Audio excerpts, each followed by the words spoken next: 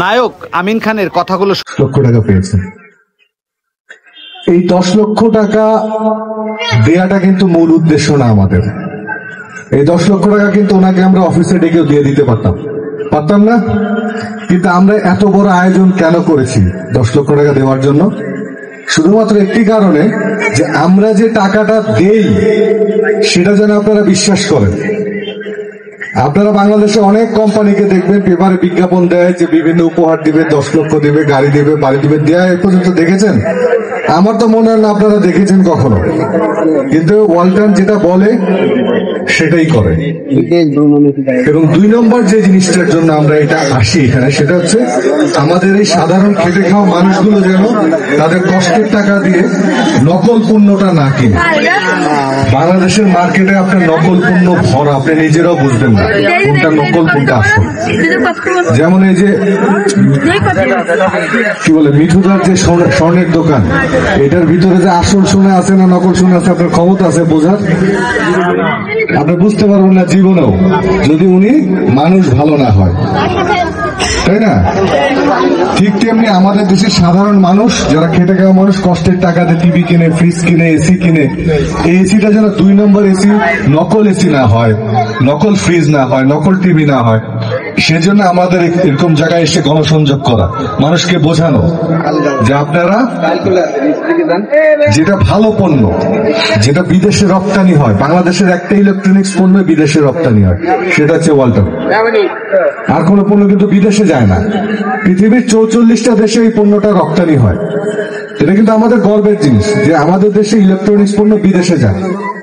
মানুষকে কখনো কল্পনা করেছে আমাদের দেশের পণ্য বিদেশে রপ্তানি হবে? ইলেকট্রনিক্স, টিভি, ফ্রিজ, এসি আপনারা কখনো স্বপ্নে ভেবেছেন? কখনোই ভাবেননি।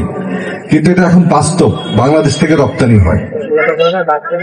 এই ফ্রিজ, টিভি, এসি যদি বাংলাদেশের তৈরি না হতো, ওয়ালটন যদি তৈরি না করতো, তাহলে কি হতো জানেন? আপনাকে এখন একটা ফ্রিজ, একটা এসি মিনিমাম কম করে হলে 5 লক্ষ টাকাতে কেনা লাগতো। বানাইতে খরচ হতো ওদের মনে করেন 50-60 হাজার টাকা, আর বাকি 4.5 লক্ষ টাকা বাংলাদেশ থেকে নিয়ে যেত। কিন্তু এই ওয়ালটনের জন্ম হওয়াতে এই দেশের টাকাটা এখন দেশে আছে। আজ থেকে 20 বছর আগে কিন্তু এই টাকাগুলো বিদেশে চলে যেত। আপনারা ছোটবেলায় খেয়াল করে দেখবেন, তখন একটা টেলিভিশনের দাম ছিল প্রায় 20,000 টাকা। আজ থেকে 20 বছর আগে 20,000 টাকা ছিল একটা টিভির দাম। কিন্তু আজ থেকে 20 বছর পরে সেই টিভির দাম কত হয়েছে এখন? 10,000 টাকা। তাহলে দাম বেড়েছে না কমেছে? কমছে না? বাংলাদেশের কোন পণ্যের দাম আজ পর্যন্ত কমেছে শুনেছেন? একমাত্র ইলেকট্রনিক্স পণ্যের দাম কমেছে। কি জন্য? এই ওয়ালটনের জন্ম হবার জন্য। তা আমি এই এলাকার সন্তান হিসেবে আপনাদের কাছে একটা অনুরোধ জানাবো, সেটা হচ্ছে আমাদের এখন উচিত দেশের অর্থনীতিকে মজবুত করা, শক্তিশালী করা। দেশের অর্থনীতিকে মজবুত করতে হলে দেশের টাকা বিদেশে পাঠানো যাবে না, কোনো অবস্থাতেই যাবে না। দেশের টাকা দেশে রাখতে গেলে আমাদের দেশে উৎপাদিত যেসব পণ্যগুলো আছে, এখানে যে তৈরি হয় যে পণ্যগুলো, সেগুলো ব্যবহার করবেন। এগুলো যত বেশি ব্যবহার করবেন তত বেশি দেশের টাকাটা দেশে থাকবে। আপনারা দেশের টাকা ব্যবহার করবেন, আমরা বড় বড় ফ্যাক্টরি করবো, সেই ফ্যাক্টরিতে কাজ করবে কিন্তু আপনার সন্তানেরা। এই ফ্যাক্টরিতে যেমন কাজ করে প্রায় 35,000 বাংলাদেশি, লাইভ দেখতেছে অনেকে। এরকম আরো বিশাল 5টা ফ্যাক্টরি হচ্ছে আমাদের, ইনশাল্লাহ হয়তো 2-4 মাসের মধ্যে এগুলো আমরা রানিং করে ফেলবো। সেখানে অলমোস্ট আরো 1 লক্ষ মানুষের কর্মসংস্থানের ব্যবস্থা হবে। এটা কিন্তু আমাদের অবদান না, এটা টোটালি অবদান আপনাদের। টোটালটা অবদান এই আমাদের সারা বাংলাদেশের যারা সাধারণ মানুষ আছেন তাদের অবদান। কারণ তারা ওয়ালটনের প্রতি বিশ্বাস রেখে পণ্য কিনেছেন, সেই পণ্যের টাকা দিয়ে আমরা ফ্যাক্টরি করছি, সেখানে মানুষ কাজ করছে, তাই না? তো আমাদের সন্তানদের ভবিষ্যৎ কার হাতে? টোটালি আমাদের হাতে। আমরা কি আমাদের সন্তানের ভবিষ্যৎ গড়বো না নষ্ট করবো? কি বলেন আপনারা? গড়বো। আমরা কি চাই জমি জমা বিক্রি করে আমার সন্তানকে মিডল ইস্টে পাঠায় ঝাড়ু দিতে, বাথরুম পরিষ্কার করতে চান কেউ? যদি না চান তাহলে দেশি উৎপাদিত পণ্য ব্যবহার করেন, অন্তত দেশের টাকাটা দেশে থাকবে। এই টাকা তো আর উড়ে যাবে না, তাই না? এটা আমাদের দেশপ্রেমের একটা পার্ট। আমরা যদি মুখে শুধু বলি দেশকে ভালোবাসি ভালোবাসি, এই ভালোবাসা মুখে ভালোবাসা বললে হবে না, দেশের জিনিস ব্যবহার করতে হবে। আমরা দেখেন এই এলাকার বিখ্যাত কি সাতক্ষীরার সন্দেশ, দেন আর কি কি আছে খুলনার বিখ্যাত মাছ, চিংড়ি মাছ।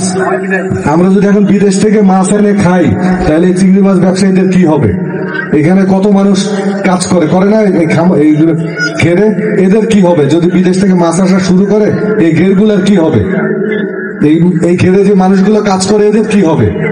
একবার ভেবে দেখেছেন আপনারা? ঠিক তেমনি আমরা যদি বিদেশি ইলেকট্রনিক্স ব্যবহার করি তাহলে এই দেশের মানুষের কি হবে? এখন কিন্তু আমাদের ভাবতে হবে, এটা আমাদের এখন ভাবার সময় এসেছে। এই কথাগুলো বলার জন্য কিন্তু আমরা এখানে আসি, এই অফারগুলো দিয়ে থাকি। আমরা শুধু ব্যবসা করছি না, এই সামান্য টাকা দিয়ে অনেক মানুষের জীবন চেঞ্জ হয়ে যাচ্ছে। হয়তো আমাদের মিঠুন দা অনেক টাকার মালিক, স্বর্ণের ব্যবসা করেন, ওনার হয়তো কিছু হবে না, কিন্তু বাট অনেক সাধারণ মানুষের জীবন একদম চেঞ্জ হয়ে গেছে। আমার নিজের চোখে দেখা অনেক মানুষের জীবন চেঞ্জ হয়ে গেছে।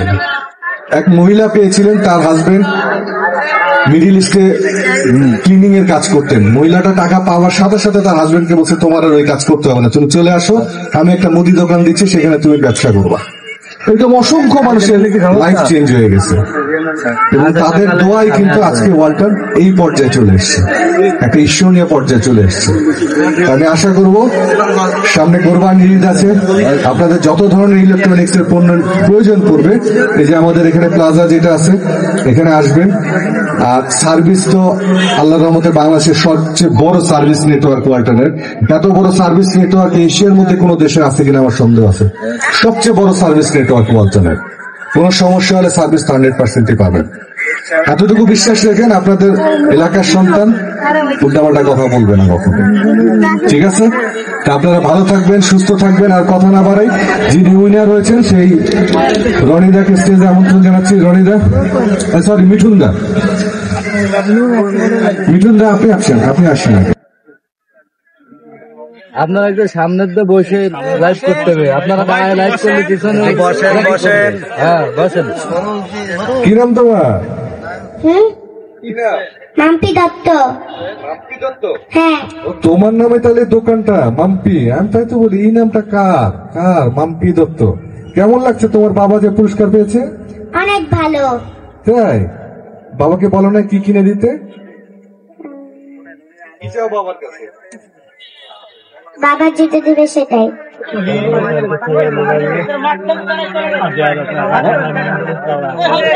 মিউজিক মিউজিক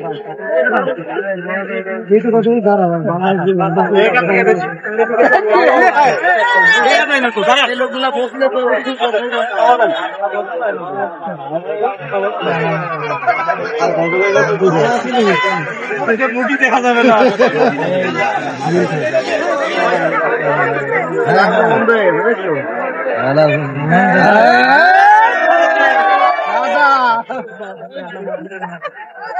দাদা দিতে কিছু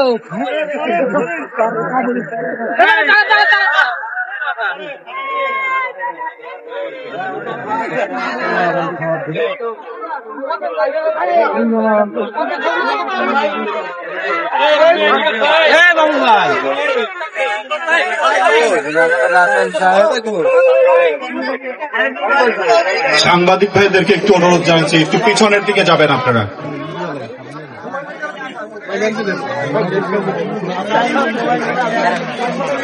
সাংবাদিক ভাইদেরকে একটু অনুরোধ জানাচ্ছি, একটু পিছনের দিকে যাবেন আপনারা। যারা মোবাইল দিয়ে ভিডিও করছেন তারাও একটু পিছনে যাবেন, আমাদের ভিডিও চলছে।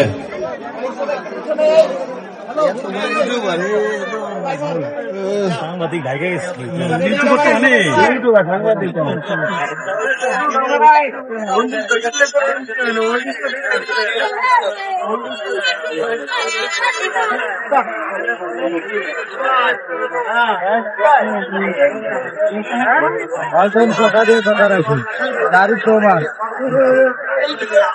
আবার অনেকে বলছে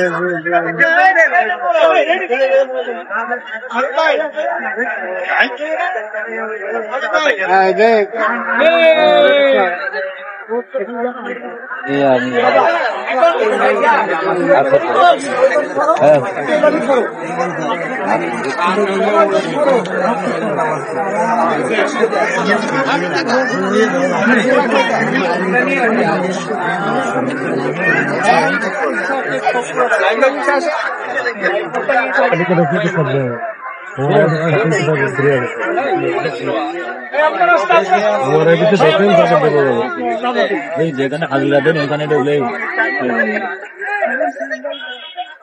সবাই অফিসিয়াল সেল নেওয়া লাগবে। আমার খালি একজন নাই, একটা ডিআইডি দেন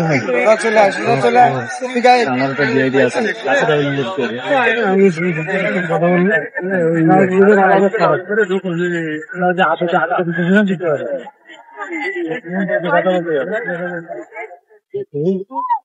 আমি কথা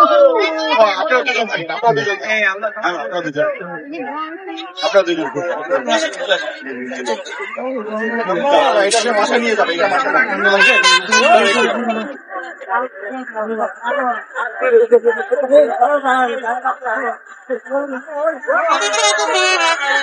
চলে গেছে।